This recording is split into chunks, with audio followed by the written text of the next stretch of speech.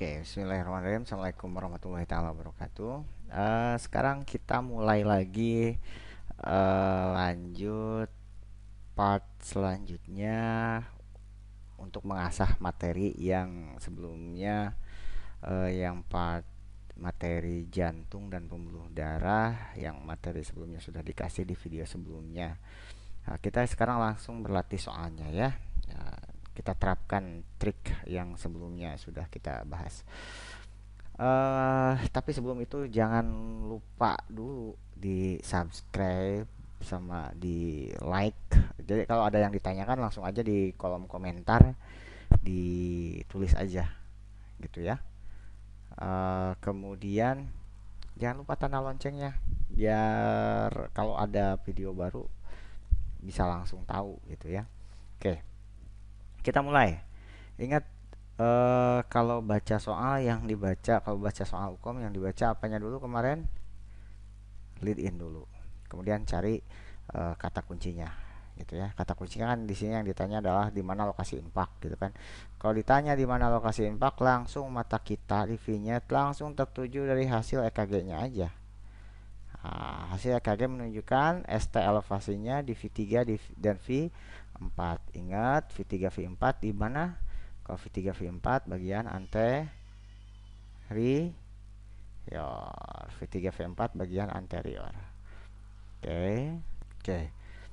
Kalau posterior di mana? Posterior di V7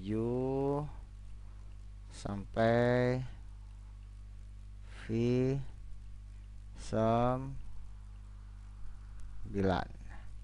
Oke, inferior di mana? Kalau inferior di lead 2, lead 3, dan A, V, F. Oke. Kalau lateral mana? Lateral samping, yang ukur samping itu di lead 1, V5,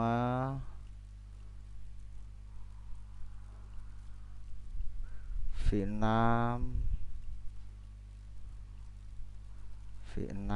maaf, dan A, V, L. Nah, kalau septal mana? Septal itu V1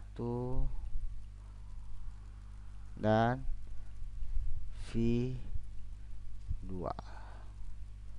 Oke, begitu ya. Itu mudah kan? Mudah lah. Kemudian soal nomor 2, lead in apa? Masalah keperawatan utama. Kita cari hitung data. Laki-laki 48 tahun, gagal jantung, CHF. Kalau CHF tadi di materi sebelumnya, kalau gagal jantung tuh nggak jauh-jauh dari curah jantung, intoleransi aktivitas, UDEM atau hipervolemia, nggak jauh-jauh dari sana, atau perfusi jaringan perifer. Kita lihat, pasien mengeluh sesak bertambah saat berjalan ke kamar mandi. Ini intoleransi aktivitas kan? Derajat nihanya ada. Oke. Ini kan derajat nihanya ada kan? Derajat apa? Derajat nihanya kalau dia sesak bertambah pada saat melakukan aktivitas derajat 2.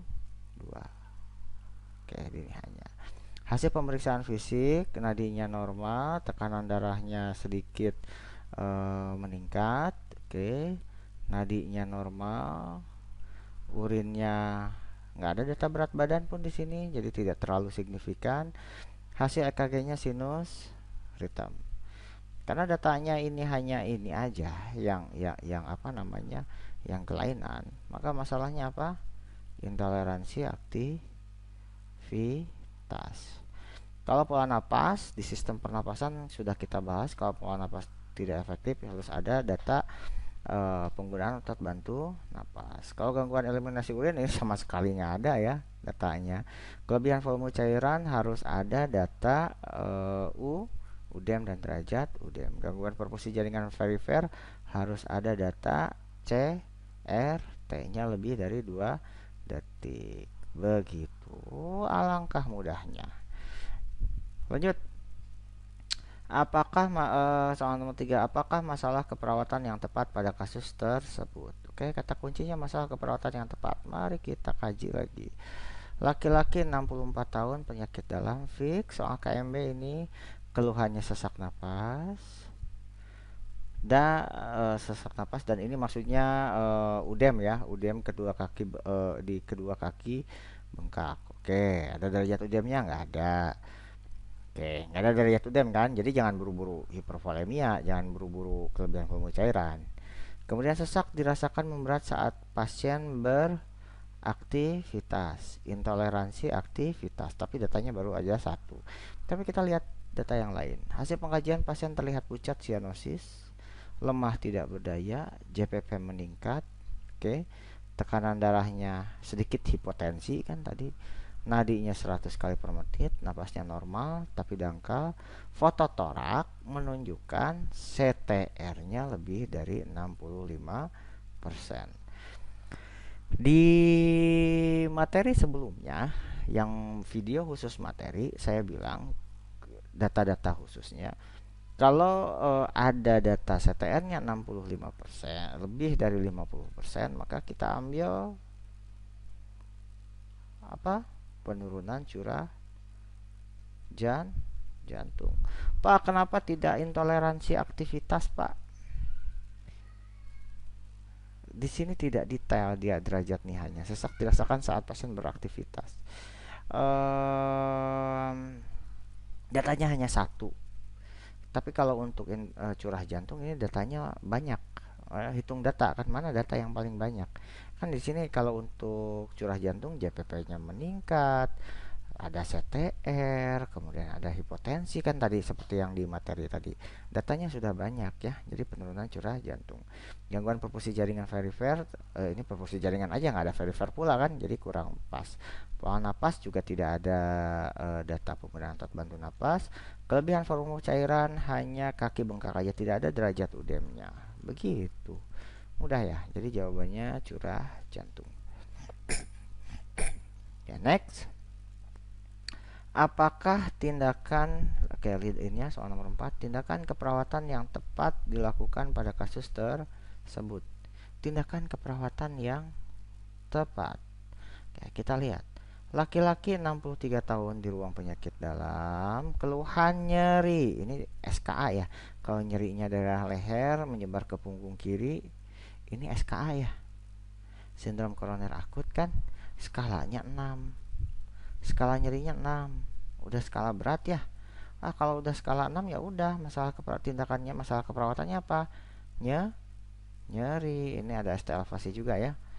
Oke. Nyeri.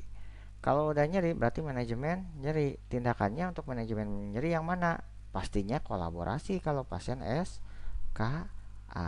Kolaborasi apa? Nitrogliserin. Kadang ditanya juga pemberian nitrogiserinnya, ya yang ditanya adalah bagaimana cara pemberian nitrogiserin di bawah lidah gitu ya. Oke.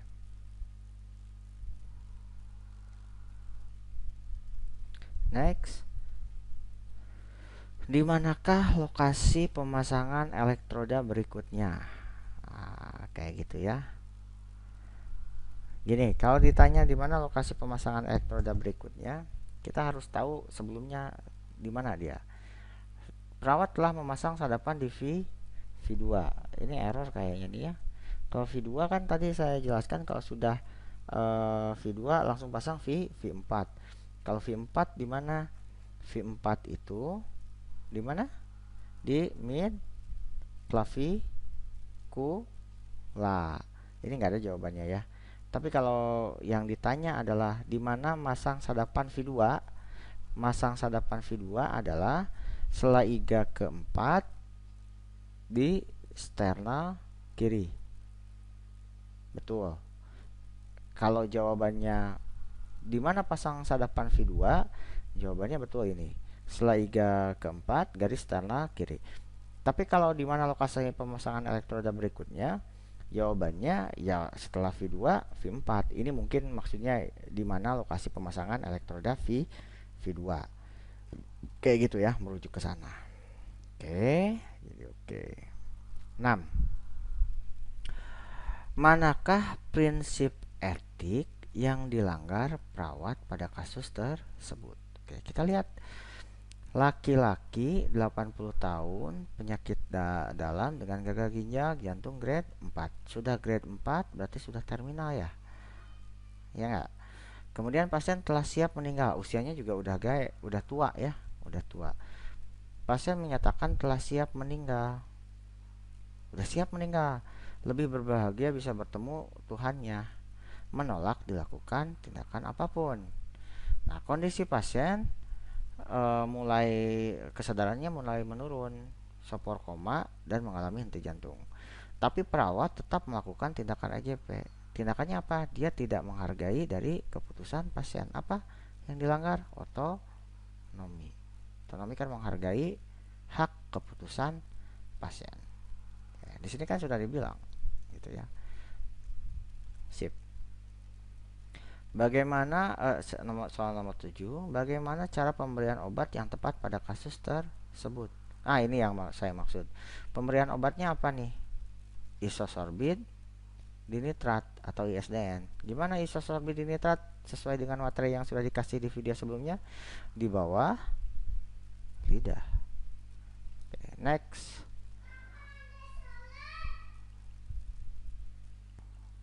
Oke, soal selanjutnya.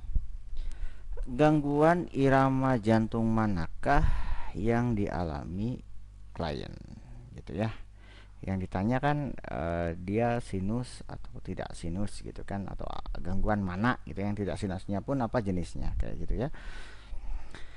Nah, langsung kita lihat hasil irama jantungnya di vignette-nya. Gelombang P-nya hilang, jadi nggak ada gelombang P.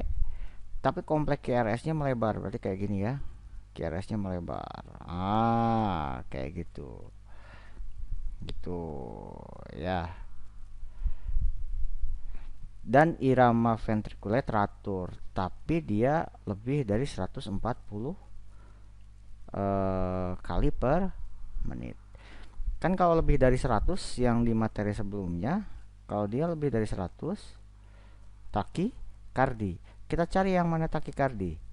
Takikardi ini. Yang lainnya nggak ada takikardi kan? Nggak ada, berarti tinggal A dan C.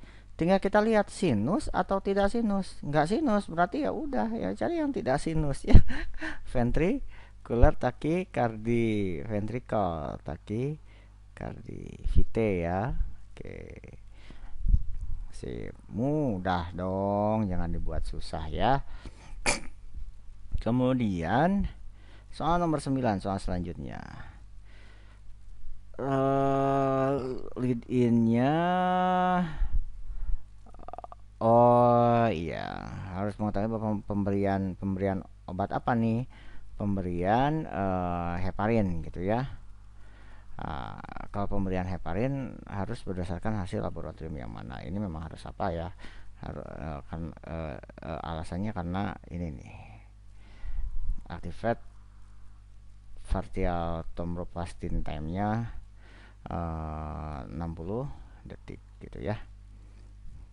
10.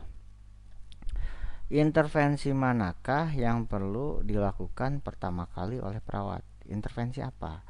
Masalahnya apa gitu ya. Obat nih jarang muncul sih ya. Kalau obat ya, procainamide, dia mengalami disritmia jantung. Kalau mengalami disritmia jantung, mengeluh pusing, ini kan overload ya. Dia overload ya. Kalau kayak gini biasanya apa namanya, karena procainamide, apa yang harus dilakukan ya harus kita kaji. Nah, di sini kan semua memang ini kan intervensi gitu ya. Ini kan intervensi, ini juga melakukan intervensi juga ya. Ini kan evaluasi. pastinya untuk memastikan itu dilakukan pengkajian. Pengkajian jadi jawabannya antara A dan D. Gitu ya. Cuman kalau karena terkait hemodinamik dan terkait jantung ini disritmia, kita harus pastikan bagaimana eh, detak jantungnya dan pemeriksa tekanan darahnya. Kan tadi di materi dibilang hati-hati hipotensi gitu ya. Oke. 11. Manakah tindakan yang harus dilakukan oleh perawat? Oke. Di sini tentang antihipertensi gitu ya, diresepkan oleh dokter dengan hipertensi. Klien memberitahu perawat bahwa mereka ingin mengkonsumsi herbal untuk membantu menurunkan tekanan darah. Herbal. Apa tindakan biasanya bukan tindakan sih disebut, tapi respon perawat biasanya diganti di sini respon perawat. Respon perawat kalau terkait konsumsi herbal kayak gini, dia harus dikonsultasikan dulu dengan dokter. Mana? Diskusikan dulu dengan dokter. Diskusikan dulu dengan dokter yang apa merawat atau mengobatinya kayak gitu ya. Kemudian mana lagi? Soalnya lead ini apa nih? Manakah intervensi manakah yang seharusnya dilakukan oleh perawat? Itu lead innya. Intervensi mana? Di sini dia perawatnya melakukan defib yang mengalami PF, gitu kan? Setelah memasang pads pada klien, sebelumnya sudah ngisi daya. Nah, apa dulu yang harus dilakukan? Cek dulu, benar nggak VF, gitu kan? Nah, benar, cek dulu. Jangan pastikan telah diintubasi enggak. Pastikan dulu, benar nggak VF, kayak gitu ya. Keamanan ya. Kemudian bagaimana harusnya interpretasi perawat yang tepat tentang irama jantung? Berarti kita langsung harus lihat hasil EKG-nya. Hasil EKG-nya nggak ada gelombang P di sini. Muncul gelombang fibrilasi sebelum QRS. Kalau sebelum QRS, kalau gelombang QRS kan dia di ventricle ya. Ini tuh gelombangnya muncul di ventricle. Berarti masalahnya kalau ada gelombang fibrilasi, masalahnya di mana? Di atrium ya. Kalau dia sebelum QRS berarti masalahnya di atrium. Berarti fibrilasinya di mana? Atrial gitu kan, fibrilasi atrial. Kalau sinus kan sinus takikardi dia sinus gelombang PQRS-nya lengkap. Sinus itu ada gelombang, pokoknya yang sinus ini dia ada gelombang P Q R S, T-nya ketinggalan, maaf, T. Nah, ini baru dibilang sinus. Kalau fibrilasi ventricular dia hanya QRS-nya masalahnya di QRS-nya melebar biasanya kayak gitu. Begitu. 14. Apakah diagnosa keperawatan yang tepat pada pasien? Yang ditanya adalah diagnosa. Kita lihat. Dibawa ke IGD, ini soal IGD berarti ya. Mohon maaf, tapi nggak apa-apa lah. Dia keluhannya nyeri dada sebelah kiri, angina ya. Maaf, SKA, sindrom koroner akut. Karena disebut angina atau sindrom koroner ya pastinya ya. Sesak napas setelah makan.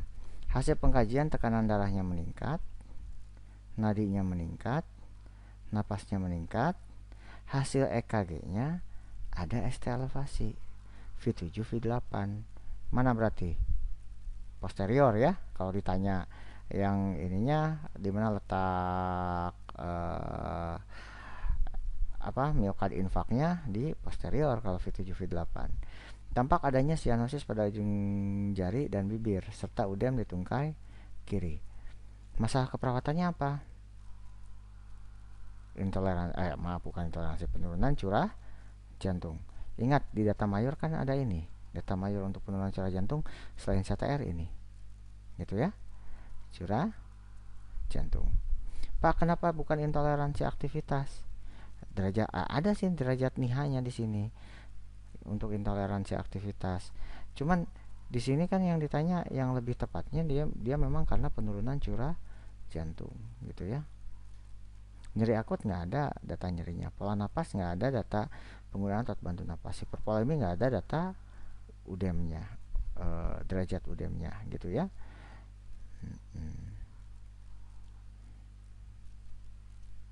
Next.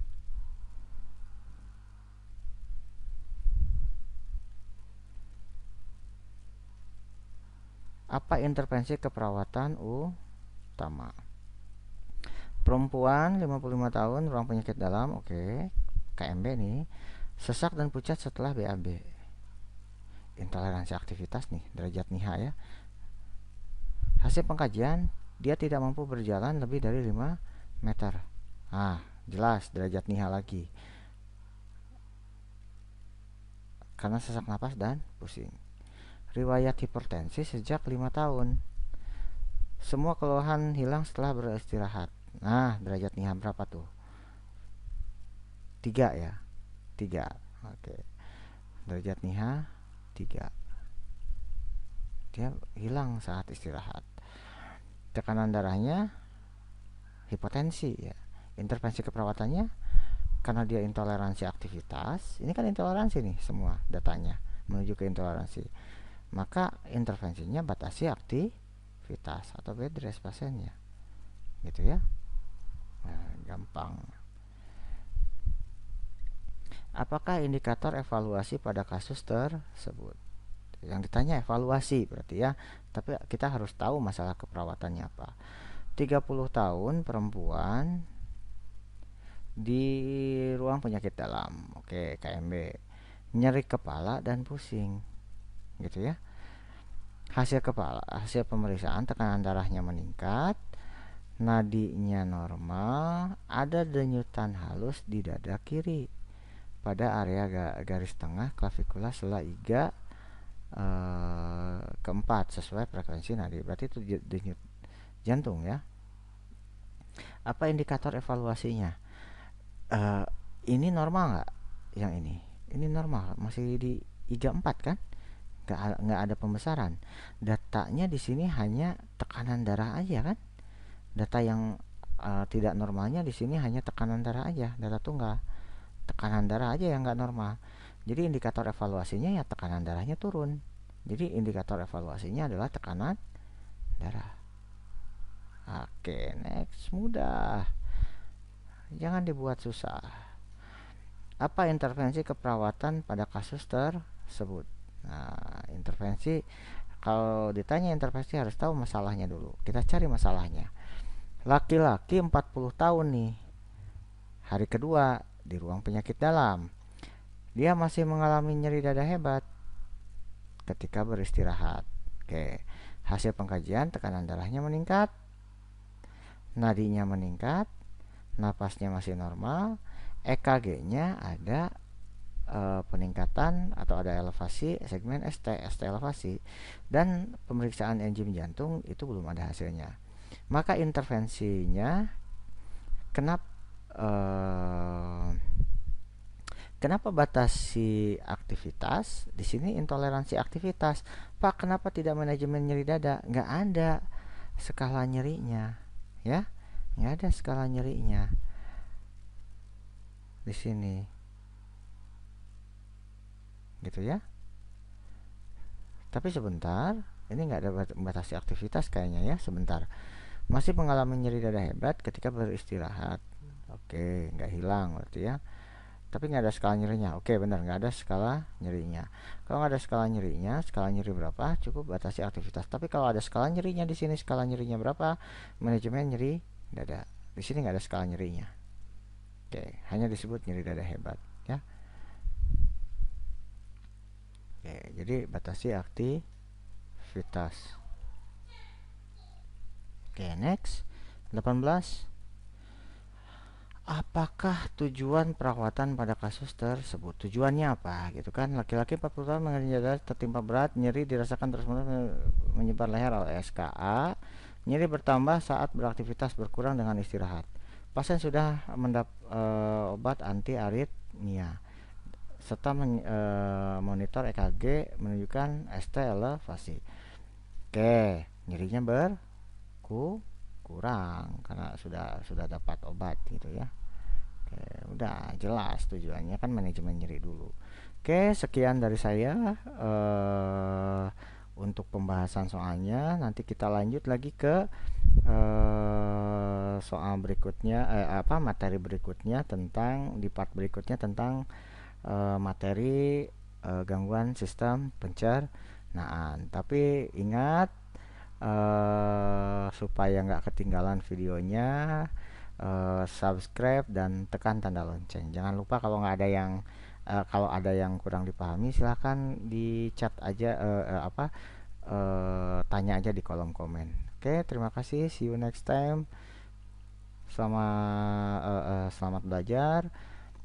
Assalamualaikum warahmatullahi taala wabarakatuh.